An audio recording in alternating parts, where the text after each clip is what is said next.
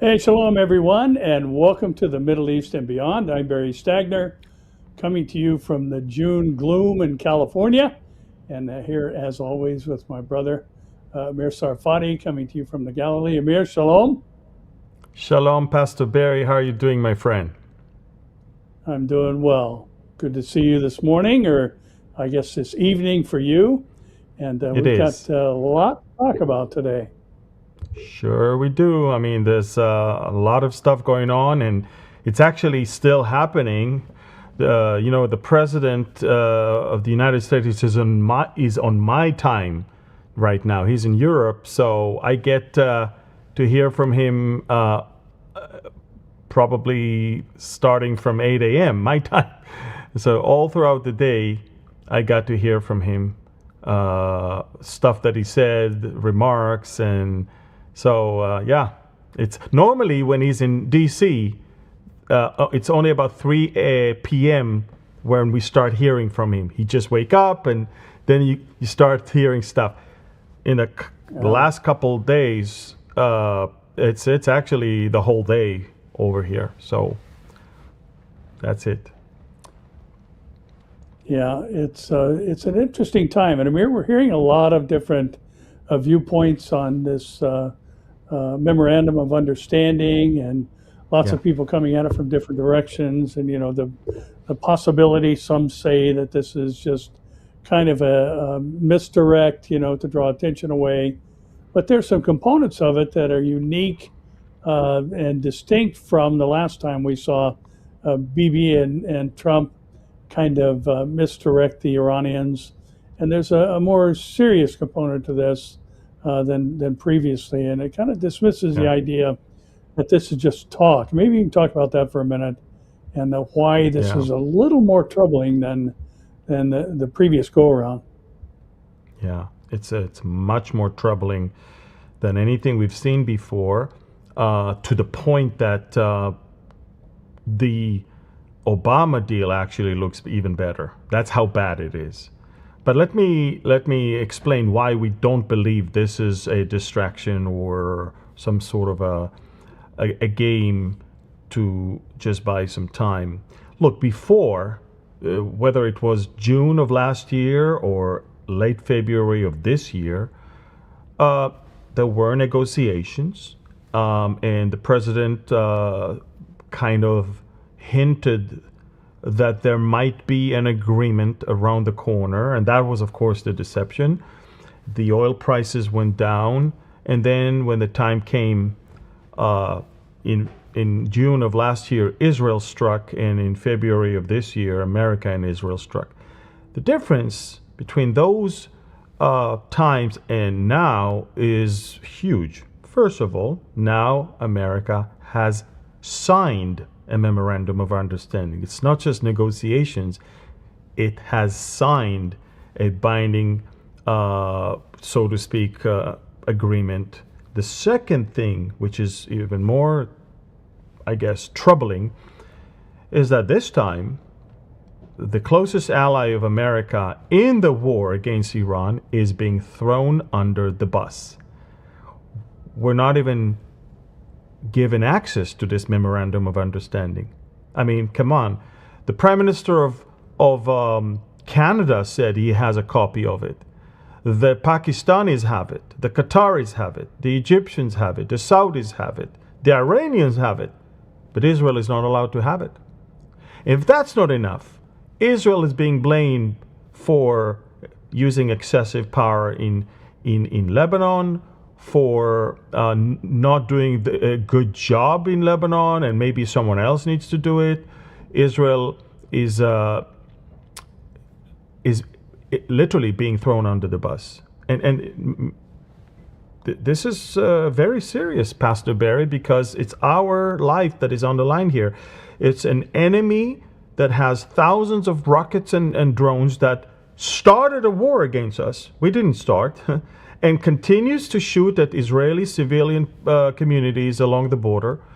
And we're expected to now withdraw from the area that we took in order to create a buffer zone.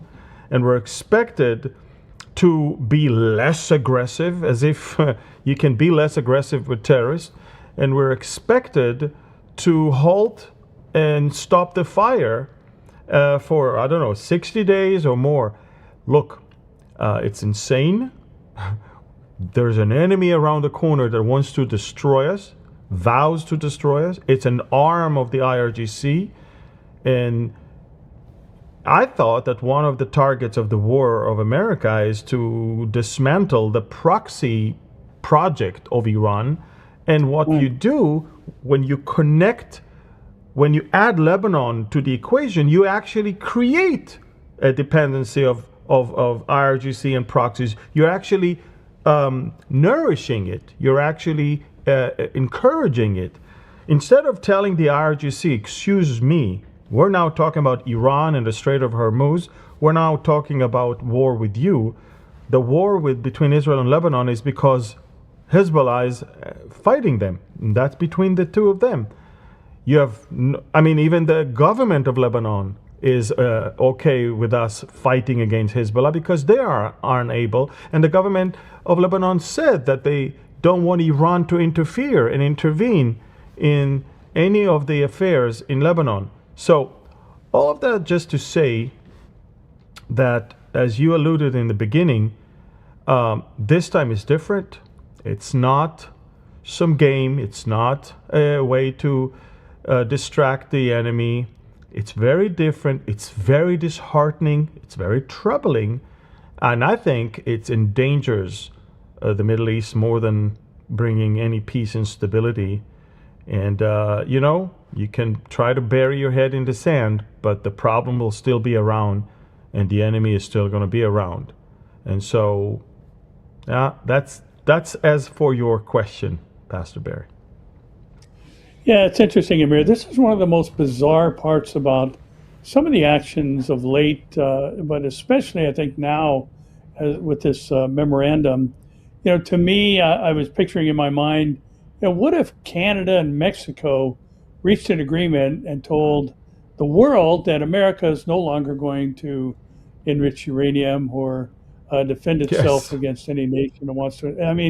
It's just bizarre. You've got one sovereign state telling another sovereign state what it is they can and cannot do, and it just makes no sense whatsoever. Some of these tactics have been beyond bizarre, and there's a lot of things regarding this memorandum, I think, there's some good supposedly, and there's some bad, and there's some that are just downright unclear as to what the possibility is going to be.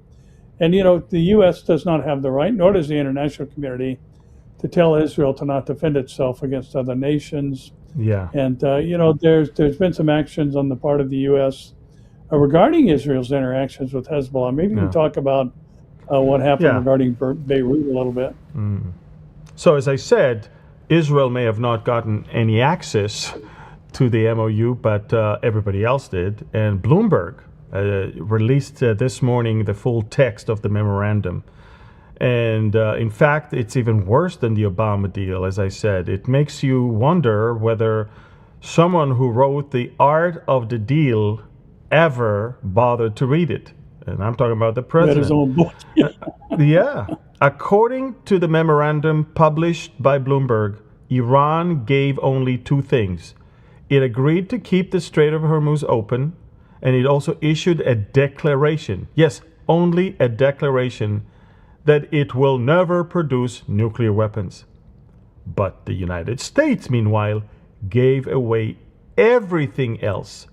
A commitment to remove all sanctions on Iran, the lifting of the blockade, the establishment of a $300 billion rehabilitation fund for Iran, an end to the war in Lebanon, including commitments made on Israel's behalf, as you just alluded earlier, without even asking us, immediate exemption for Iranian oil export, the release of frozen funds, these are dozens of billions of dollars, approval through the UN Security Council, a commitment to remove all sanctions on Iran, lifting the blockade, the establishment of we read it already, And we all know that the value of Iran's declaration regarding nuclear weapon, in fact, the regime has been making this same public claim for years, so there's really nothing new here. In other words, Iran's only tangible concession was reopening the Strait of Hormuz, effectively proving that its newest strategic weapon works remarkably well. And reading this memorandum, one gets the impression that Iran drafted the agreement and simply handed it to the Americans for a signature. The United States surrendered completely. And look, Pastor Barry, some people will say, Amir, you don't know exactly all the information. You know what? Do you know? And I'm asking you, how come the Pakistanis know, and the Qataris know, and the Iranians know, and the Saudis know, and yet the Americans or the Israelis don't? And when the vice president was asked about it in his media tour, I don't know if you noticed that, but there's no Rubio, and there's no Hegseth, and there's no nothing. There is just vice president. Why? Because he's the one who is pushing for it. And everywhere he said, when they asked him, so why don't you release it? He said, well, the Pakistanis and the Iranians and the Qataris asked us not to. There are some sensitivities that we need to respect in the Arab world. Does it sound to you America first when you put the Arab sensitivities over your allies and your own people? And so that's as for that. The UN-Iran deal, you know what I did with my team this morning here, and we also shared it with you. We analyzed the good, the bad, and the unknown. I wanted to say good, bad, and ugly, but it's actually unknown. So let's start with the first one, okay? The first one, Lebanon and Hezbollah. The good thing is, as of now, Israel will not withdraw from Lebanon. Hezbollah is still, as long as Hezbollah is not disarmed, okay? That's at least what we're saying. The bad thing is that Israel's attacks on Hezbollah in Beirut was blocked. We're no longer allowed to do that. And the unknown is who is going to disarm and finish the job, disarm Hezbollah and finish the job. If we cannot touch them, then who is going to do that? And by the way, the UN repeatedly passed resolutions that Hezbollah must be disarmed. So who's going to do that? Second thing that we have is Iran's the nuclear program. The good thing is we have a commitment to deal with the enriched uranium, just a commitment. But you know what? The bad thing is that Iran will be allowed to continue enriching uranium, which is, you and I know, it's the worst thing ever, because as long as you give them a chance to enrich, they'll always hide and enrich more than they need to. And the unknown is who will monitor, control, and enforce the enrichment limits. All of that, it's just not. And honestly, I will tell you, Pastor Barry, the IRGC will never give up the right for a nuclear weapon. I'm telling you that. I've been saying that forever. Right. That's why I don't think even the U.S. intelligence just released the information, and the president wouldn't listen to them. Another one is Iran's rockets. One of the goals of the war is to take care of the ballistic missile program and limit them in distance. Well, Iran's capabilities to produce missiles were set back because of the war. That's the good thing. But the bad thing is that money is now going to be flowing into Iran, and they will quickly restore all of their abilities. And the unknown is, it's not even mentioned in the Memorandum of Understanding. It's not even a topic that they deal with. How do you do such a thing? I don't understand. This is one of the main reasons this war actually started. It's beyond me. Another one is the Strait of Hormuz, an international waterway that was open to everybody. Nobody controlled it. And now The Strait of Hormuz, yes, will be open, but it will cost money. They claim it will be insurance. They are going to allow the Iranians and the Omanis to have some sort of a consortium where they will charge something. And the question is, will that be sustainable? Or is that going to be, I mean, what are you doing? It's worse than before. Another topic is, of course, frozen assets and recovery funds. Well, there's nothing good in this one because they're going to unfreeze assets and they're going to have hundreds of billions of recovery funds. And I think they're going to have even more than that. They just don't tell us. We know that the Qataris were paying off, with the Saudis were paying off money so the Iranians will not attack their energy sector. So they're getting billions upon billions upon billions. And why would we pay the money to rehabilitate a country under the same regime? Makes no sense. Yeah. That's why, a lot of people, especially Iranians or pro-Iranian people, were making this type of memes online. Obama gave them only 1.7 billion. Look at how much Trump is now allowing them access to. This is crazy. That's one more thing. Another thing that we want to talk about is the Iranian proxies. The good thing is that Israel is not going to withdraw from Lebanon, so it's not going to happen. The bad thing is that the UN resolution to disarm Hezbollah is ignored and leaving Iran free to continue funding its proxies. And the unknown is, will Iran be forced to stop arming, training, and supporting its proxies in Iraq, Yemen, and Lebanon? And we all know that this is not something that they agreed upon in the Memorandum of Understanding. So, again, Pastor Barry, most of the targets of the war are not going to be met. In fact, all of them, if you ask me. In fact, we are going back. In fact, it's even worse than before the war. The only thing that is kind of better is the fact that we sent them a little back with the ability to get to the bomb and with the ballistic missiles. But once you give them time and money, they'll restore it. They'll restore it. And the whole idea was not to. The whole idea was to never allow them to do that again. It's a missed opportunity. It's very sad. Yeah, it is. And Amir, it's kind of interesting that early on when we were hearing of a deal that was being formulated, one of the demands of the deal was that the 440 kilograms of uranium that's been enriched to 60% be turned over to the U.S. or at least shipped out of Iran. And now we're hearing about procedures like a reverse concentration and just adding raw uranium into the enriched uranium. And I think one of the things that we need to recognize is that Iran has continually threatened to destroy the United States, the great Satan, and Israel as well, the little Satan. And, their whole motivation, at least the regime, is to do so through a nuclear device. And, when you consider the process where you've got, uranium in its natural state has two isotopes. It has U-238 and U-235.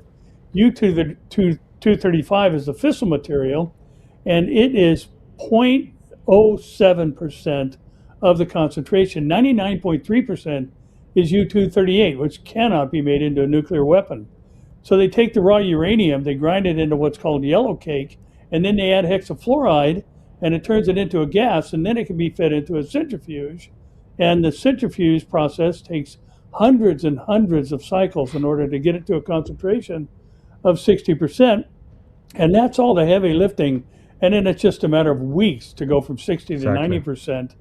And yet here you're talking about a very expensive process of reverse concentrating, this enriched uranium. That's never going to happen. The Iranians are not going to spend the money and even to. Yeah, you're right. Yeah, it just makes no sense whatsoever. As long as you leave uranium and centrifuges, all it takes is for them to hide and spin them as fast as they can. By the way, 20% enriched uranium is already 90% of the job. The people don't know that. Exactly. So what I'm saying, if you leave in their hands, forget about the 440 kilograms of 60%. They have hundreds of kilograms of 20%. What about them? That's right. Because that's already 90% of the job to reach.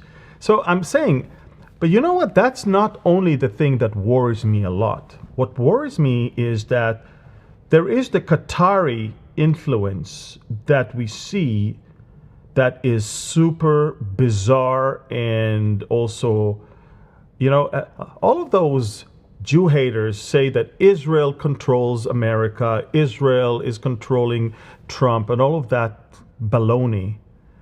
Look, Trump is sitting there right now in Europe in the G7 summit, and he's cutting a whole deal for $1 trillion investment by Qatar. And why do they do that? Because they know exactly that that's how they can buy him.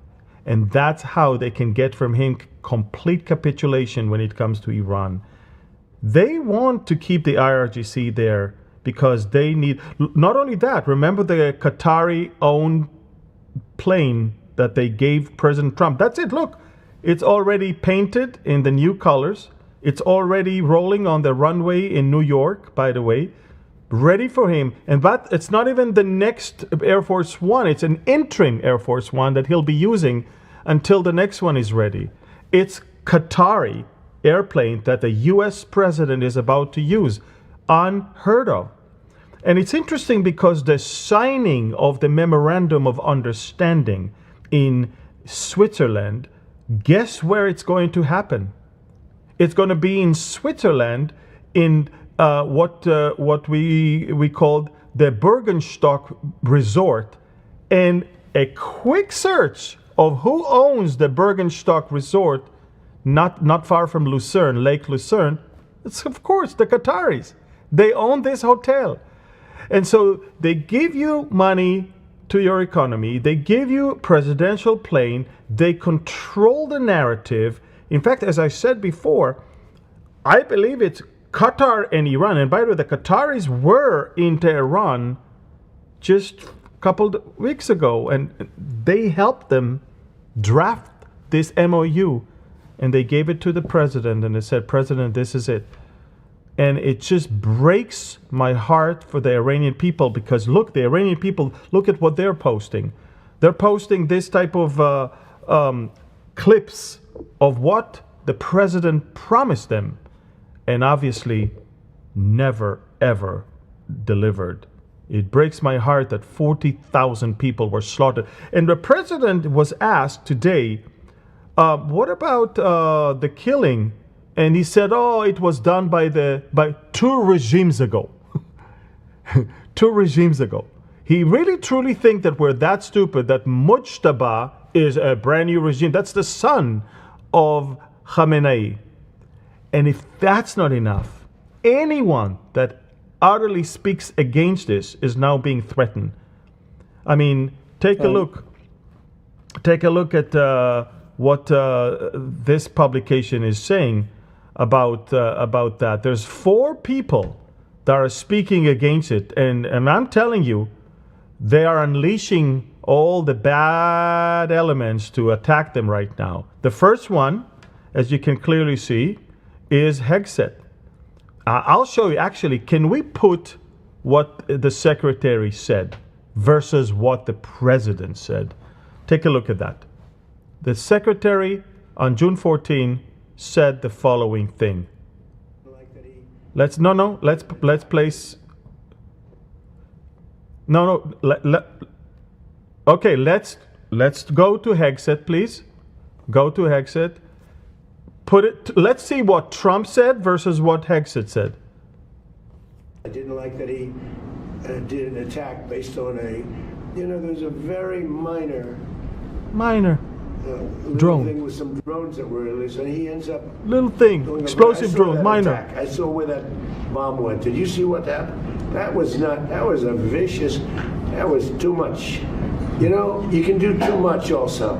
Now I'm not happy with the way Israel has handled themselves with Lebanon and with Hezbollah. They should have been able to. So watch now what Hegg said. Watch what Hegseth said a couple days earlier on the same attack, about the same attack. Being killed. Watch what he said. No?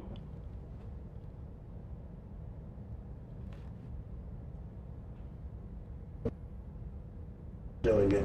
Obviously, we're attuned to what's happening with Hezbollah firing rockets into northern Israel, which they need to stop doing, and Iran needs to encourage them to stop doing that in very adamant ways. And Israel was very measured in its response, understanding that a deal we're on the verge of a deal.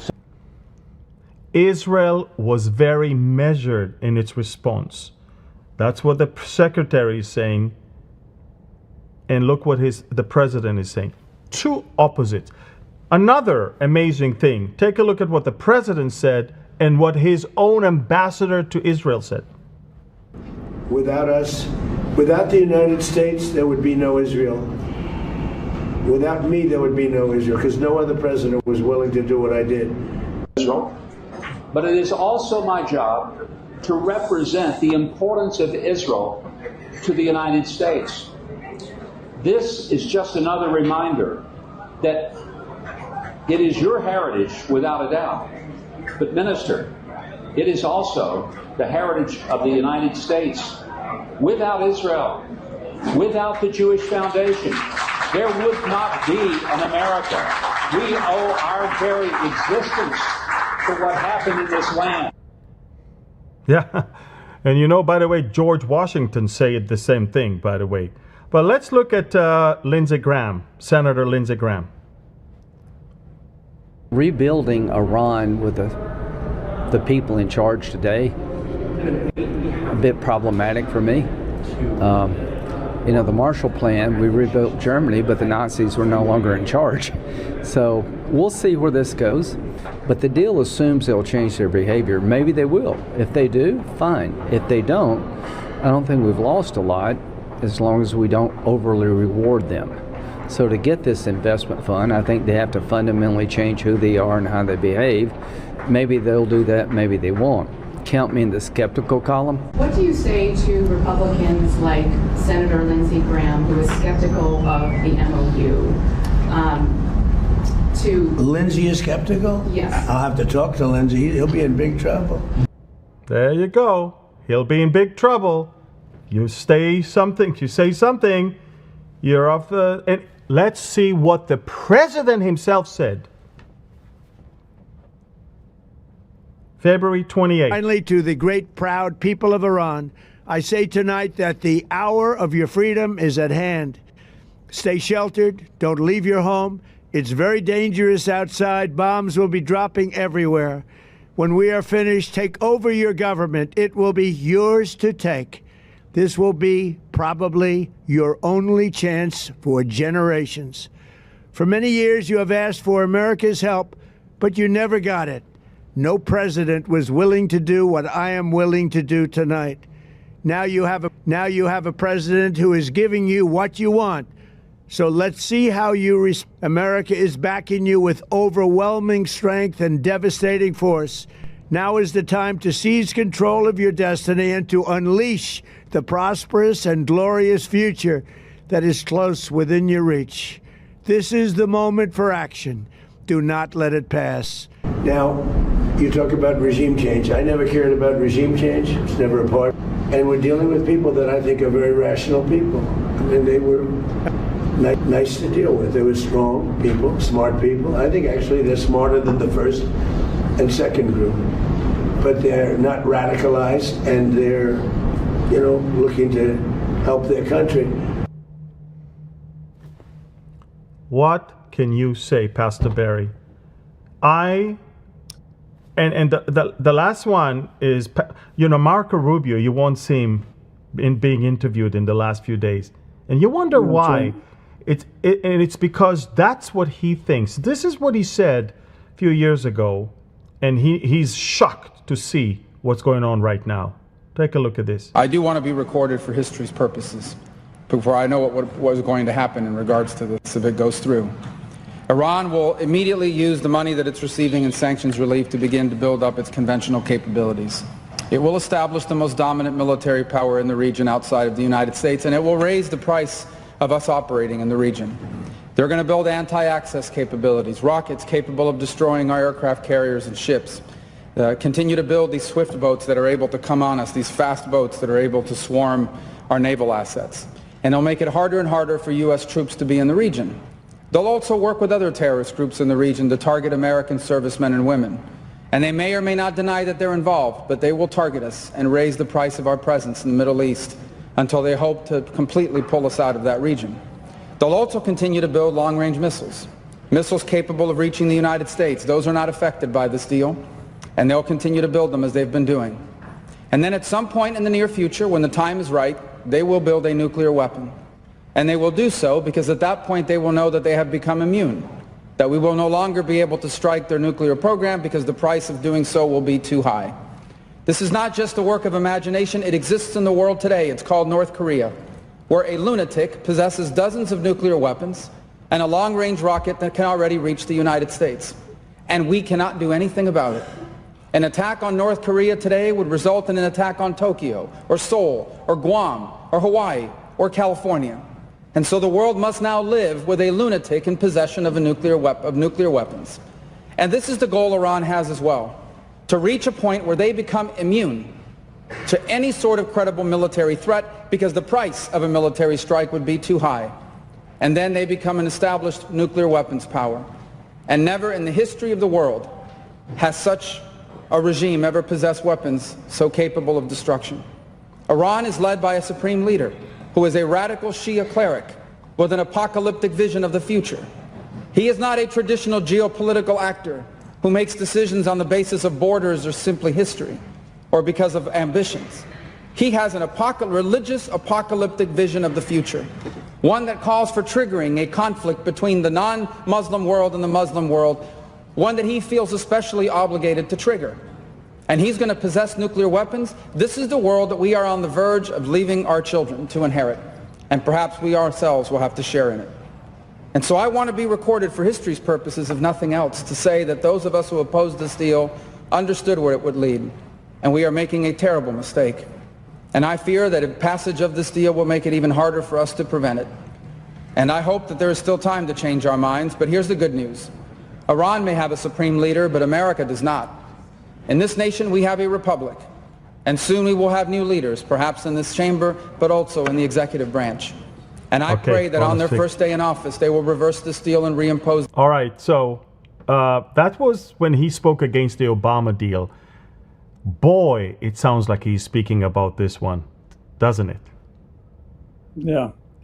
Yeah, you know, I mean, a couple things come to mind immediately.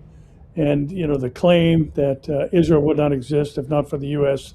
or the president flies in the face of Ezekiel 36, where God said, I'm bringing the Jews back in the land for my name's sake. Amos said, once they're in the land, they'll never be uprooted again. And then you pair that up with the fact that Daniel makes mention in chapter 4 of the outrageous claim of Nebuchadnezzar. And look at what my hand has built, the great Babylon. Mm-hmm. And this was followed immediately by madness. And then you pair that with the fact that you've got Huckabee and Rubio who do have a relationship with the Lord. And that points our minds to 1 Corinthians 2:14.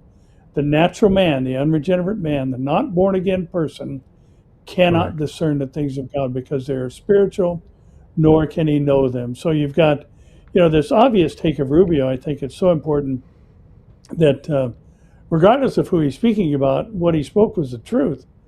Shia Islam has a responsibility in their minds to cause an uprising in the world, an apocalyptic scenario, which only then will allow the 12th Imam, or the Mahdi, to come back, reappear, and to bring peace to the earth. I mean, they look at it as a responsibility, and somehow, you know, what the president said was so troubling about it was previous regimes that were so murderous.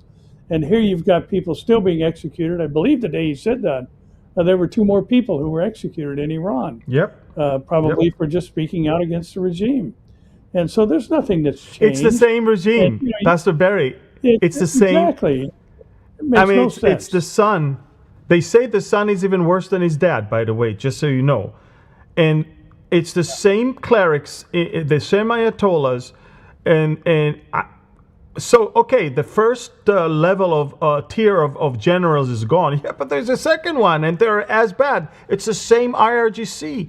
I don't understand how he distinguishes between the two. It's exactly the same people with exact same demands. And the truth of the matter is, they caused the President of the United States of America to change his mind rather than he caused them to change theirs. Because theirs is an ideology. It's not just looking at the prices of oil and saying, oh, it's too hard, it's too long, I can't go on like that. No, of course not. He did not have the strength to stand for too long.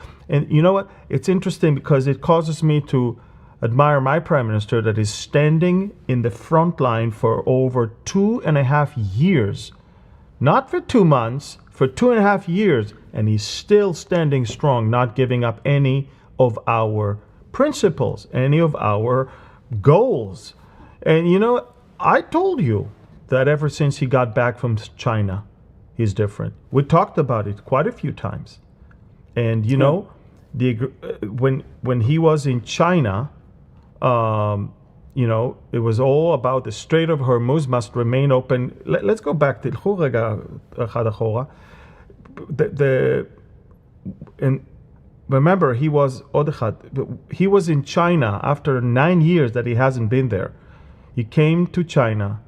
He had hoped to come as a victor over Iran and force China to accept new trade oversight mechanism, agreements on rare earth minerals, and also AI cooperation that would secure American leadership of the global economy. But the Chinese did not cooperate. In fact, instead, they threatened escalation and even the possibility of a wider global conflict, particularly through pressure on Taiwan. They actually told him, I know that. They told him that if you're not opening the Strait of Hormuz, we're taking over Taiwan. And they were also deeply concerned about the loss of that cheap Iranian oil supplies that the United States had disrupted. So, as is often the case between great powers, the talks did not collapse because they had to save face. Some significant deals indeed were reached, such as 200 aircrafts Boeing that were sold. But the joint statement was remarkably brief, containing only one key sentence. The Strait of Hormuz must remain open to free navigation, and Iran must not possess nuclear weapons. And then, of course, those are precisely the same principles that now define this agreement with Iran. Trump is persistent and determined to continue building what he sees as a new global order under American economic leadership. But after encountering Chinese resistance to broader agreements, he may have to settle for a simple bargain: oil in exchange for a non-nuclear Iran. And if you ask me, he will get a nuclear Iran if he allows him to enrich uranium. We all know exactly who we are dealing with. It's heartbreaking. It's really heartbreaking to see that.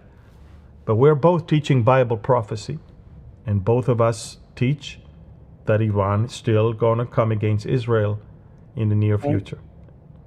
So, I mean, yeah, they are. Hey, let me encourage you out there to make sure that you're subscribed to both of our channels. That helps us get information out. Also, that you are commenting, liking, and sharing this video, because there's a lot of talk going on out there, and not all of it's biblically based. And the most important thing for us to recognize about what's happening is what Amir just said.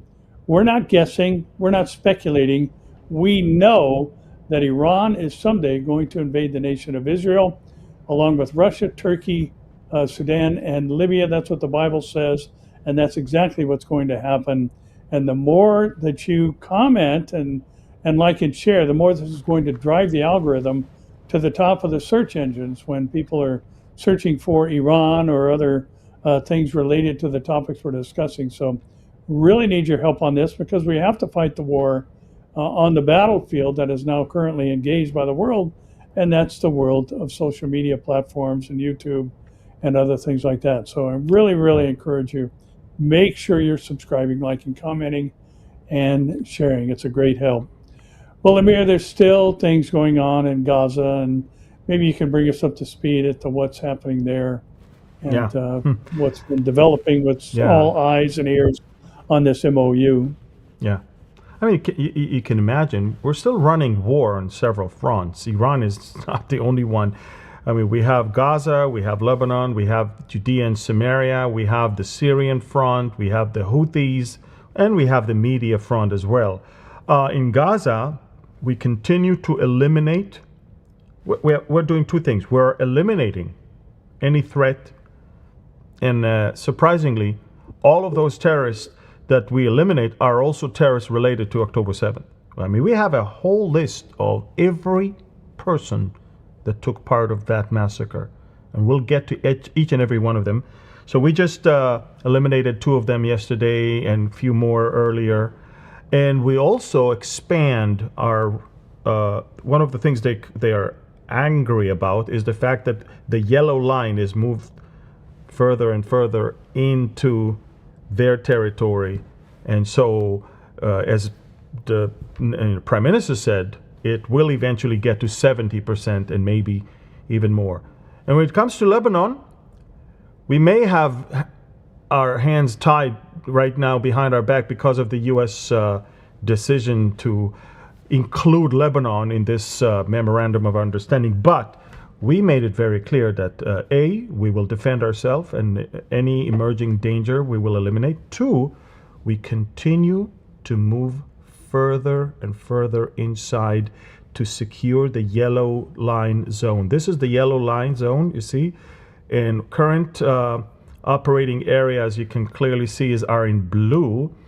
And the latest advances are in the light blue, as you can clearly see. So we're making more and more advances. So both in Gaza and in Lebanon, we are eliminating terrorists and we're moving further inside to control more area in order to secure a bigger buffer between our civilians and their anti-tank missiles, drones, and maybe a danger of ground invasion.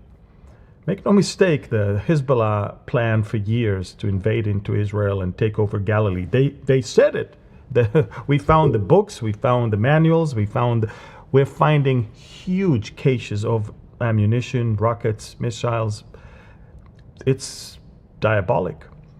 And all of that has to stop. So we go in, we clean, we destroy all the underground facilities and infrastructure. We destroy enemies that we find along the way. They don't like it. And the President of the United States of America is saying, well, Israel can protect itself, but it has to be more cautious. And the funniest thing is this, Pastor Barry. You know what he said yesterday?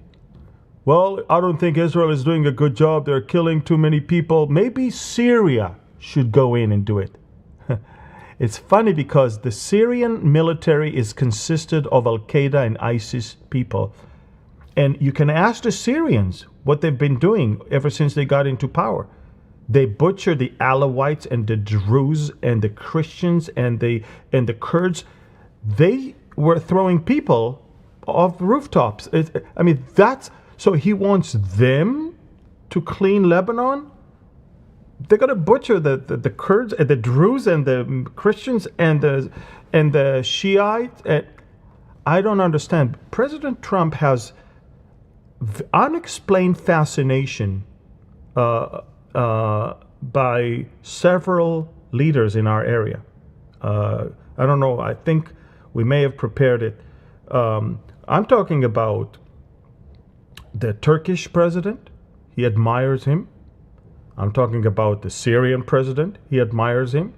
I'm talking about the Qatari emir. He admires him. I'm talking about the Pakistani leadership and chief of staff. He admires them. The Saudis and the Egyptians. He loves those dictators. He loves those butchers. And whatever they do is okay, is fine. You know, America is not even condemning. This administration is not even. You know, Bernard Henri Lévy, a French philosopher, he actually posted something very serious. I didn't know if I want to post, if I don't want to show it. But if we have it, maybe we can put it on the screen. Look what he said. He says, Trump abandoned the Kurds, the Afghans, the Ukrainians, the Iranians, and today, with the MOU, he's abandoning the Israelis and their Arab allies. So, and all of that, by the way, he refers to, most of what he said, he refers to the things in Syria, because he was so obsessed with this new Syrian leader. This America had a bounty over his head for millions of dollars. It's a leader of ISIS, and now he can do a better job than Israel. Trump, I don't understand. You know, Trump goes against everything he himself wrote. You know, in his own book of The Art of the Dealer from 1987, he wrote, the worst thing you can possibly do, we can put it on the screen if you can, the worst thing you can possibly do in a deal is seem desperate to make it. That makes the other guy smell blood, and then you're dead. Not only that, he's the one who said in 2020, Iran never won a war but never lost a negotiation. So what did the president do? Stop the war and move to negotiation. Stop where he was winning and move to where they're winning. And now we see the results. Pastor Barry, it's very sad. People in Israel are very sad. You know why we're so sad? Because we love him. Because we think he was a great friend of Israel. Because we cherish what he did in Gaza with the hostages and all of that. We admired how he knew what is right and what is wrong, who is the bad and who is the good, who is his ally, who is his foe. And suddenly this moral clarity is thrown under the bus. It's gone, and now he's flirting with all of these dictators. He's flirting with all of these jihadists. Now he's... Who has bewitched him? What happened? What is going on? Is there something they have on him? I don't know. You know how long I try. Now again, as a teacher of Bible prophecy, I know that Iran is going to come against us, but it doesn't register in my mind. It doesn't register in my mind that the same person who up until just about 4 weeks ago said a whole civilization will be destroyed. He was about to remove everything that the IRGC ever had. And now he's throwing so many compliments on them. And now he's so eager to run and have a deal with them. And now he's receiving billions from Qatar and all. It's so bizarre. It's so disheartening. It's so sad. And the conservatives in America are you know, I believe that they're very sad. I believe that because he was their hero. I mean, I admired him, and I'm not even American. You can imagine how 90 million Iranians are now so disappointed.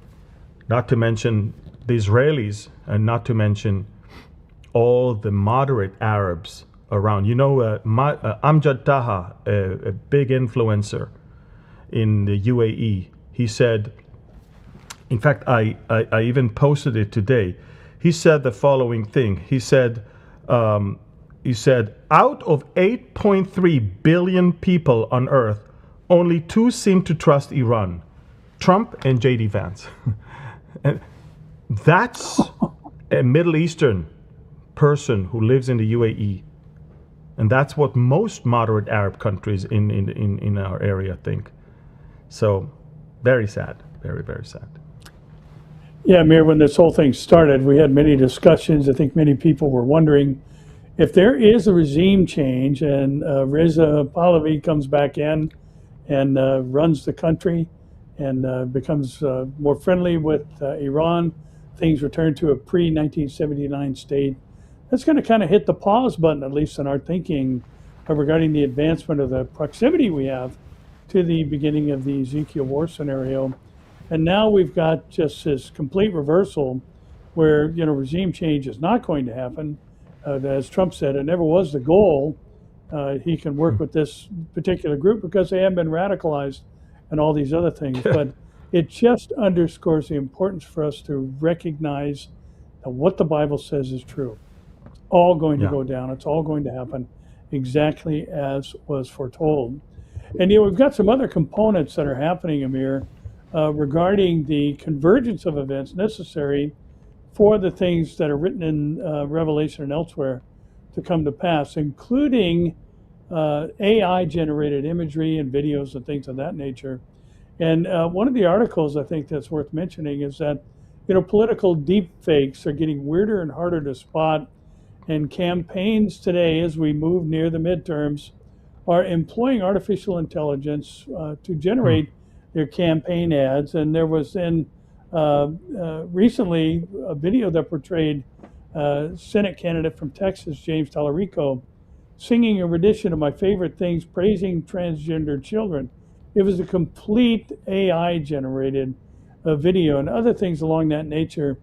But, there was a comment made by Lieutenant Governor Peggy Flanagan from Minnesota. She said, it feels creepy to see an image of you on a screen that looks like you, but isn't you at all. And she was depicted as smiling and sticking out her hand while accepting campaign contributions from big companies. And I think this is important, Amir, because the reality is there is going to happen, I guess, the ultimate fake when the Antichrist has an image created of him and the whole world goes after the beast. Now, this requires a culture that is device-oriented, that will watch AI videos and accept them as reality because they can't tell the difference. And it's just pretty amazing to see that this has moved in a relatively short amount of time into the mainstream, and now has had or will have potential impacts on the midterm elections here in the United States. Very, very curious to watch people buy into there's a whole YouTube channel with videos of me, and it's not me. It's amazing. Yeah, there's some of you and me too. Yes, I know. And so I've already seen it firsthand. But yeah, you're right. Deception. Yeah, it's crazy. Is so rampant right now, and it's a sign of the end, a sign of Satan getting out of control, because that's his mode of operation, basically. I mean, deception. Yeah, absolutely. It's very sad. And we've got another issue going on here in especially SoCal. I think it's interestingly arrived already. There's talk of a Godzilla El Nino, or a super El Nino, that could cause trillions of dollars in damage. Now, I'm not saying that this is a contributing factor to the ride of the four horsemen of the apocalypse, but it is possible, if we are that close to the removal of the church and the onset of the tribulation, and the rider in Revelation 6:2 on the white horse that comes with that covenant in its hand with Israel to make this peace agreement for some 7 years, we do know that during that particular time, food prices are going to rise to the degree that it costs a whole day's pay for basically a loaf of bread or a quart of wheat. And you've got this potential impact, and we're already seeing it here in Southern California. It's kind of interesting to see, how anybody that's following stories about what's been going on out here in the Pacific. We've had massive waves, and we've actually had the loss of life from people who were dragged out into the sea. One poor little 5-year-old girl was sucked out into the ocean, and her body was just found a couple of days ago. And it's amazing to consider that, I think one of the things that has long been one of the interpretations of Revelation is that, there's these, nuclear exchanges and things of that nature. But God fights in a different way. And Zechariah makes it very clear that God will fight as he fights in the day of battle. And God uses a different weapons cache than humanity. He doesn't need any nukes. He doesn't need human armies. He fights with asteroids and comets and weather anomalies and events like that. And I thought, it's just curious to see, one, we've got a culture that is used to looking at images and believing that they are true. Now we've got something that could have an economic impact around the world to the tune of trillions of dollars, driving food prices through the roof, which is consistent with what happens in the tribulation period. And then you've got, a family-owned bakery that's being targeted for celebrating the Nuclear Family Month, the time that they've kind of created themselves. And they're being targeted by the alphabet mob, the LGBTQ crowd, for commemorating the fact that God created man and woman and brought them together for the purpose of procreation. And this bakery began celebrating what they call Nuclear Family Month. But Joshua Streblow, the bakery's owner, told the Christian Post that the month-long promotion celebrating the beauty of God's design and his declared word with respect to these designs has brought the bakery under attack.